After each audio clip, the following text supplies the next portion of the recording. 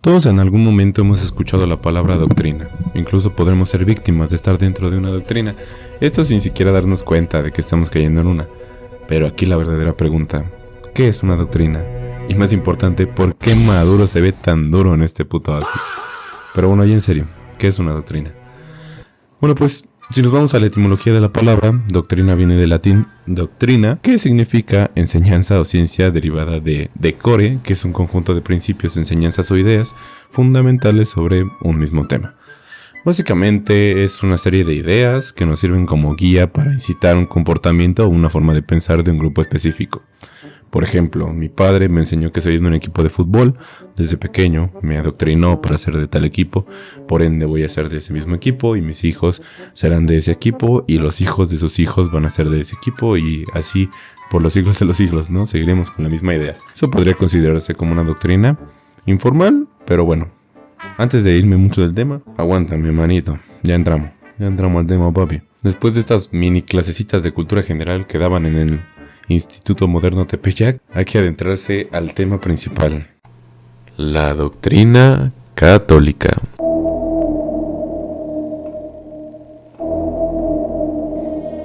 Pero antes de esto, contestar una pregunta: ¿por qué la gente es adoctrinada? ¿Cuándo es que la iglesia empezó a perder tanta relevancia? ¿Cómo es que lo hacían nuestros antepasados? No cómo es que lo hacían de lo que estás pensando, sino de cómo adoctrinaban. No, este canal no es para eso. El adoctrinamiento, lo otro no nos interesa, que cómo hacían el adoctrinamiento. Y lo más importante, ¿por qué chingados existe una estación de radio que se dedica a dar misa todo el día? Ya ni siquiera tienes que ir a la iglesia, solamente quédate en tu casa y escucha todo lo que tenga que decir el padrecito. Bueno, contestando la primera pregunta, ¿por qué es que la gente es adoctrinada? Bueno, pues según ChatGPT, la gente aprende desde pequeña sin cuestionar su entorno. Busca seguridad y pertenencia a un cierto grupo, esto sin la necesidad de pensar y cuestionarse cómo es que llegaron ahí, o por qué razones que están ahí, o si las cosas que hacen están bien o están mal. Básicamente, el adoctrinamiento te da respuestas, una estructura simple y ordenada, sin necesidad de que tú tengas que estar pensando en las cosas que estás haciendo, sin necesidad de pensar si está bien o está mal. Para muchas personas pues es un poquito más fácil, ¿no? Porque el pensar genera dudas, conflictos internos. Entonces es mejor y más sencillo quedarse en las cosas que pues ya conocen y no preguntan qué hay más allá o por qué hacen lo que hacen. Yo me estoy poniendo muy filosófico, pero en resumen la educación permite el pensar, el poner en tela de juicio el comportamiento propio de otras personas, y el adoctrinamiento prohíbe esta práctica con creces. Contesté esta pregunta. Pasemos a la siguiente. ¿Por qué la gente indígena, y con indígena no me refiero a tu compa, el moreno de tu escuela, sino la gente originaria de México en los tiempos de Hernán Cortés, fue adoctrinada por estos nuevos colonizadores que llegaron desde muy lejano y posteriormente llamarían a nuestro territorio la Nueva España? Bueno, pues para empezar ya todos nos sabemos la historia de cómo mi compadre del alma, Cristóbal Colón, llegó a América. Cambió espejos por oro y luego Hernán Cortés procedió a conquistar nuestro territorio. Y más adelante también empezar a conquistar nuestras mujeres, ¿no? Como si no hubiera suficientes blancas con las cuales procrear en España.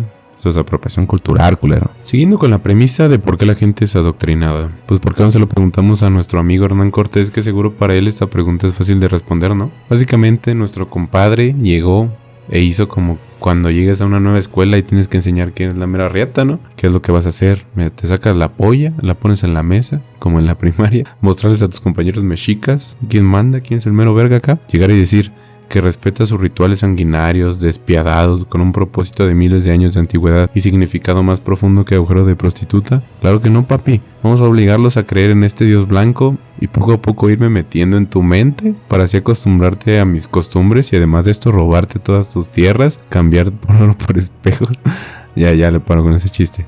Pues bueno, la respuesta que ustedes creen es el camino que tomó nuestro amado ser caucásico. Y hablando en serio, se supone que los españoles no estaban de acuerdo con los ritos y costumbres politeístas de los aztecas y dijeron, pues vamos a empezar a evangelizar a esta gente, ¿no? A través de la palabra de Jesucristo nuestro Señor. Y bueno, claramente nuestros compañeros indígenas no estaban tan de acuerdo con ese extranjero proveniente del otro lado del mundo. Entonces los españoles tomaron medidas preventivas para asegurar la doctrina católica en este lado de la papa. La Inquisición no fue algo creado exclusivamente para la Nueva España. ya había sido creada en Francia muchos años antes por Gregorio IX en 1231. Perdón, ya no, la esquizofrenia. Esto fue orquestado con el fin de combatir la herejía. ¿Qué es la herejía?, te preguntarás tú. Cuando una persona cree, enseña o practica ideas religiosas distintas o contradice los dogmas oficiales de una ideología o religión. Básicamente cualquier morro de prepa en nuestros tiempos sería puesto a disposición del Consejo de la Santa Inquisición y dado la orden que se ejecutara la pena capital. Pinche bola de herejes. Pero bueno, la cosa que ocupaban la tortura y demás cuestiones para obtener confesiones de herejía y conseguir la humillación pública de las personas que se encontraban culpables de esta. Tenías que confesar que eras un hereje hijo de Satanás que piensa en mi casa cuando está hot, y ahí es cuando ya te ponían a disposición, ¿no? Seguían con tu proceso. Después de semejante tortura, ¿quién no va a confesar esas cosas? Yo confieso hasta que soy homosexual. A lo que quiero llegar es que antes la forma de evangelizar y adoctrinar era un poco más severa de lo que se piensa. No era tan severa como se piensa, perdón, pero a lo mejor pues sí era fuerte, ¿no? Pero si por cualquier cosa eres un hereje, te convertirás en asado argentino sin dudarlo ni un perro segundo. Esto provoca que lleguemos al punto donde la gente hoy en día, más específicamente nuestros padres y abuelos, eran católicos casi por herencia, o sea, casi por costumbre. No sabían realmente cómo es que llegaban a hacerlo. El catolicismo está tan dentro de nuestro sistema gracias a festividades relacionadas como la Navidad, la Semana Santa, Día de la Candelaria, no puros tamales y demás. La relación de la religión con las festividades y demás cuestiones con nosotros de una forma muy fuerte. Es más, ¿cuántos no conocemos a alguien que se llama Jerónimo porque nació el 30 de septiembre?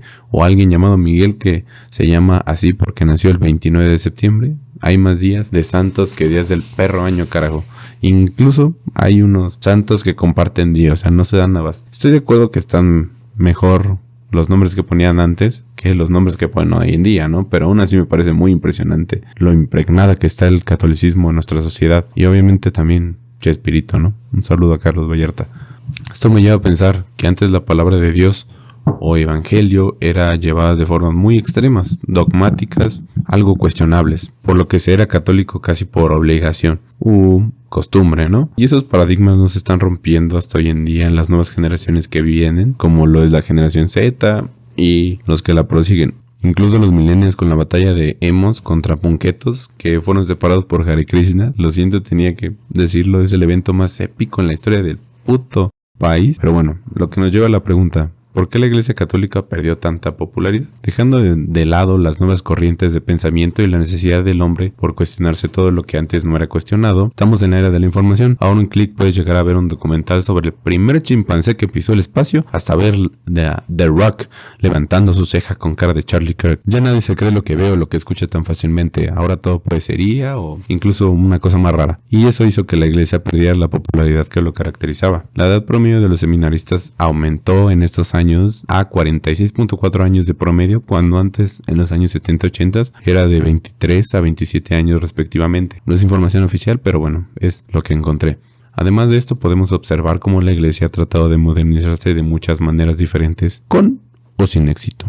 Como los canales de televisión que transmiten misa a las 24 fucking horas del día. Recuerdo cuando era chiquito que si te quedabas despierto lo suficiente, podías llegar a observar unos brasileños que pasaban en los infomerciales, y era muy gracioso porque se veía leguas que esos hijos de puta no sabían ni hablar español, o los testimonios de la gente que decía que no podía caminar y que empezaron a ir, y de repente mágicamente en 2 meses ya iban como Lázaro que se levantó y anduvo, ¿no? Dejando de lado si eso era real o no, que pues ya no sabemos. Ahora la ventaja de estos canales es que tu abuela vaya a misa sin necesidad de pararse de su cama. Cuando antes la abuela paraba a toda la familia los domingos a ir a misa, y cuidadito si no ibas, que no te iban a tocar terrenos. También existe una estación llamada Radio María, una estación de radio que pues también transmite misa casi todo el día. Incluso en la mañana cuando iba en el coche la puse y pum, misa. En el caso de México, ¿no? También incluso ya le puedes pedir a Alexa que guíe el rosario, que puedes hacer en tu propia casa sin necesidad de un sacerdote. Hazme el perro chingado favor. Ahora da misa esa misma Alexa con la que te pones a jugar a Akinator. ¿Quién necesita un seminarista que se preparó por años en el seminario, renunciando al adulterio y a tener hijos? lo cual nos lleva a la pérdida de la ritualización del concepto de la misa como lo era antes. Ir a la iglesia, arreglarse a las 7 de la mañana un domingo, escuchar al padre decir su misa con uno que otro chiste medio rancio por en medio, a pedirle a Alexa que te guíe el Padre Nuestro para que después proceda a tocar la canción más blasfema e políticamente incorrecta que vas a escuchar en tu vida, que irónicamente fue puesta por tu primo de 11 años, ¿no? Está cabrón la hipotenusa. Pero bueno, realmente es gracioso hacia dónde se fue esto, pero mi objetivo no es faltar al respeto ni ofender a nadie, a los cristalitos de hoy en día que se ofenden por cualquier pendejada, ni tampoco a los super religiosos que se toman muy en serio su religión. Yo los respeto a todos ustedes, a cualquiera que vea este video. Como decía mi abuelo, cada quien hace con su cola lo que quiera. Mi propósito es solo observar cómo ha cambiado esto de la doctrina católica y reírnos un poco de cómo evoluciona nuestro mundo, ya sea para bien o para mal. Tómense esto como lo que es.